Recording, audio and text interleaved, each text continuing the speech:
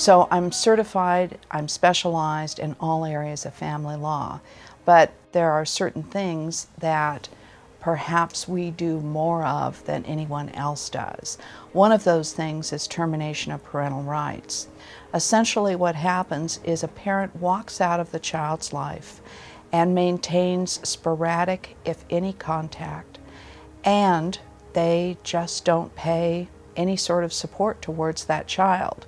Now, the legal criteria for termination of parental rights is actually A or B.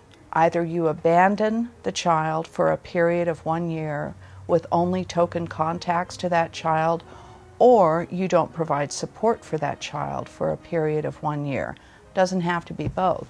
But oftentimes the parent who has been left with the child remarries, and that child forms a brand new bond with the new wife or the new husband and considers them in their heart to be their parent.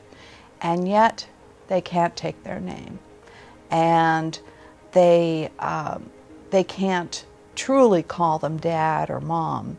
So these are incredibly wonderful cases to work on because we give that child the parent that they've picked, and we give that parent the child that they've picked. These are some of the strongest bonds I've ever seen, and they're a joy to work on, to terminate those rights and free the child for adoption by his or her parent.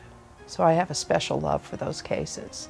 The other sorts of things in family law that we run into, one of the things very common in this economic condition is domestic violence, unfortunately. The strain and the stresses of the economy have filtered down into every household in California.